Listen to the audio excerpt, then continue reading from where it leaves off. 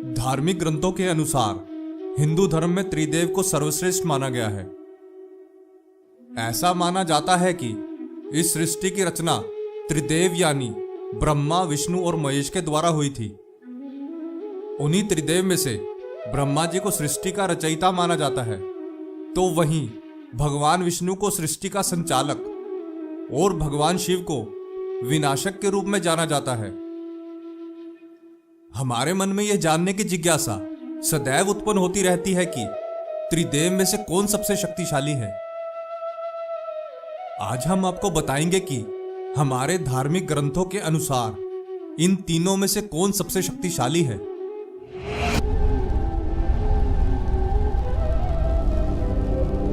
प्रणाम मित्रों, ज्ञान और वैराग्य चैनल में आपका बहुत स्वागत है। हमारे पुराणों में कुछ कथाएं मिलती हैं जिनके अनुसार हम जान सकते हैं कि त्रिदेव में से कौन सबसे बड़ा है। शिव पुराण के अनुसार एक बार ब्रह्मा जी के मन में स्वयं की उत्पत्ति को लेकर प्रश्न आया। उसी प्रश्न के उत्तर को प्राप्त करने के लिए उन्होंने घोर तपस्या की, जिससे उन्हें ज्ञात हुआ कि भगवान विष्णु की नाभि से प्रकट हुए कमल के पुष्प से उनका जन्म हुआ है। वह जानते थे कि वो सृष्टि के रचयिता हैं। उसी अहंकार में वो भगवान विष्णु के समक्ष गए और कहने लगे कि हे विष्णु, मैं तुमसे ज्यादा श्रेष्ठ हूं। उधर भगवान विष्णु बोले कि तुम्हारी उत्पत्ति मेरे द्वारा हुई है, इसलिए तुमसे ज्यादा मैं श्रेष्ठ हूं। अहंकार में दोनों का विवाद इस हद तक बढ़ गया कि युद्ध की स्थिति उत्पन्न होने लगी थी। भगवान शंकर दूर बैठे यह सब देख रहे थे। यह देख उनके विवाद को शांत करने हेतु उनके समक्ष अग्निलिंग के रूप में प्रकट हो गए, जिसका ना तो कोई आदि था और ना कोई अंत। उसे देख भगवान विष्णु और ब्रह्मा जी ने यह सहमति बनाई कि जो भी इस अग्निलिंग का आदि या अंत ढूंढ लेगा वही दोनों में श्रेष्ठ माना जाएगा। ब्रह्मा जी अग्निलिंग के ऊपर की ओर और विष्णु जी अग्निलिंग के नीचे की ओर चले गए। दोनों को बहुत दूर जाने के बाद भी उस लिंग का अंत नहीं मिला और वो थक कर वापस आ गए। वापस आने के पश्चात भगवान विष्णु ने अपनी पराजय स्वीकार कर ली, किंतु ब्रह्मा जी ने झूठ बोला कि उन्होंने इस लिंग का अंत ढूंढ लिया है। ब्रह्मा जी के मुख से झूठ सुन भगवान शंकर बहुत क्रोधित हो गए और उनके क्रोध से भैरव अवतार ने जन्म लिया। उसी भैरव अवतार ने ब्रह्मा जी का पांचवा मुख अपनी छोटी उंगली के नाखून से काट दिया, जिस मुख से उन्होंने झूठ बोला था।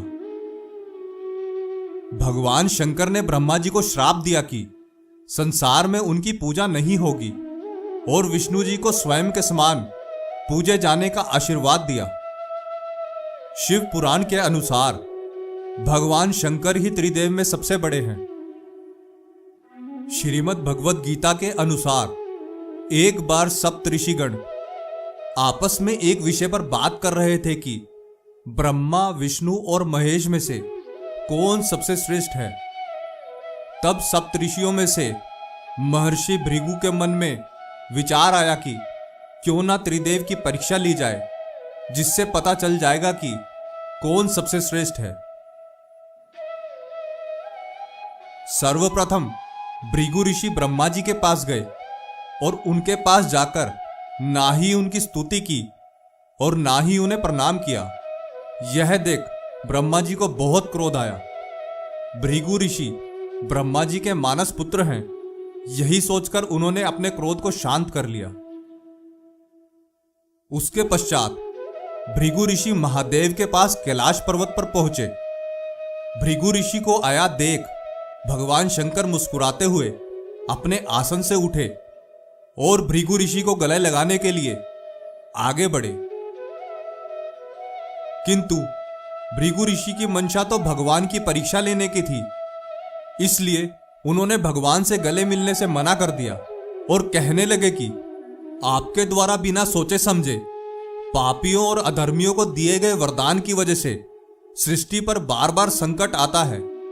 ऐसे में मैं आपका आलिंगन भला क्यों स्वीकार करूं? यह सुन महादेव को बहुत क्रोध आया और उन्होंने अपना त्रिशूल उठा लिया। माता पार्वती ने उन्हें किसी तरह शांत किया। फिर भृगु ऋषि बैकुंठ धाम पहुंचे, जहां भगवान नारायण माता लक्ष्मी के साथ क्षीर सागर में विश्राम कर रहे थे। भृगु ऋषि ने वहां जाकर उनके वक्षस्थल पर लात मारी। भगवान नारायण तभी अपने आसन से खड़े हुए और भृगु ऋषि के चरणों में हाथ जोड़कर बैठ गए और बोले कि हे महर्षि, मेरा वक्षस्थल बहुत कठोर है, आपके पैर में कहीं चोट तो नहीं आई ना? मुझे क्षमा कीजिए, क्योंकि मुझे ज्ञात नहीं था कि आप यहां आने वाले हैं और इसी कारण मैं आपका स्वागत नहीं कर सका। कृपया आसन ग्रहण करें।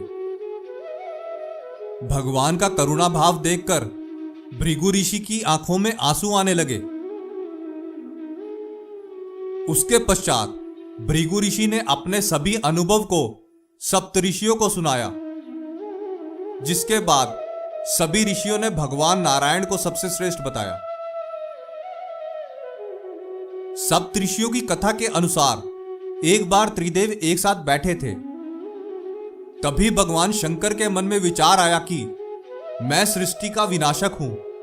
क्या मेरे पास इतनी शक्ति है कि मैं सामने बैठे ब्रह्मा जी और विष्णु जी का भी विनाश कर सकता हूं? भगवान शंकर के मन में ऐसा विचार आया देख ब्रह्मा जी और विष्णु जी दोनों मुस्कुराने लगे और ब्रह्मा जी महादेव से बोले, हे महादेव, आप अपनी शक्ति का प्रयोग मुझ पर कीजिए। यह सुन भगवान शंकर ने जैसे ही अपनी शक्ति का प्रयोग ब्रह्मा जी पर किया, ब्रह्मा जी जलने लगे और राख का ढेर बन गए। यह देख भोलेनाथ चिंता करने लगे कि अब इस सृष्टि का निर्माण कौन करेगा। तभी उस राख के ढेर से आवाज आई, हे महादेव, मुझे कुछ नहीं हुआ, मेरे जलने से इस राख का निर्माण हुआ है और जहां निर्माण है वहां मैं हूं। और ब्रह्मा जी पुनः प्रकट हो गए। फिर भगवान नारायण बोले, हे महादेव, अब आप अपनी शक्तियों का प्रयोग मुझ पर कीजिए। यह सुन महादेव ने भगवान नारायण पर अपनी शक्ति का प्रयोग किया। वो भी जलने लगे और राख का ढेर बन गए। राख के ढेर में से फिर आवाज आई, हे महादेव, मुझ पर अपनी और शक्तियों का प्रयोग करते रहें। बार बार सभी शक्तियों का प्रयोग करने के बाद राख गायब हो गई, किंतु राख का एक कण अभी भी बचा रह गया। उसी कण में से विष्णु जी फिर से प्रकट हो गए। उसके बाद भगवान शिव के मन में विचार आया कि अगर वो खुद का ही विनाश कर लें तो क्या ब्रह्मा जी और विष्णु जी का भी विनाश हो जाएगा? क्योंकि जहां विनाशक ही नहीं होगा वहां किसी और का होना कैसे संभव है? जैसे ही भगवान शिव ने अपने ऊपर शक्तियों का प्रयोग किया, वो जलकर राख का ढेर हो गए और उनके साथ साथ भगवान विष्णु और ब्रह्मा जी भी राख का ढेर हो गए। तीनों के राख के ढेर होने के पश्चात चारों ओर अंधेरा छा गया। तभी उस राख के ढेर में से ब्रह्मा जी उत्पन्न हुए, क्योंकि जहां निर्माण वहां ब्रह्मा जी। उसके पश्चात विष्णु जी प्रकट हुए, क्योंकि जहां निर्माण वहां संरक्षक। और अंत में भगवान शंकर उसी राख में से प्रकट हुए, क्योंकि जहां निर्माण और संरक्षक वहीं विनाश। भगवान भोलेनाथ ने उस राख की महत्वता को जानते हुए उस भस्म को अपने शरीर पर लगा लिया। इससे यह ज्ञात हुआ कि त्रिदेव में कोई भी बड़ा नहीं है, और हमारे सभी वेदों और पुराणों में भी यही व्याख्या मिलती है कि त्रिदेव समान और श्रेष्ठ हैं और उनकी तुलना करना भी व्यर्थ है।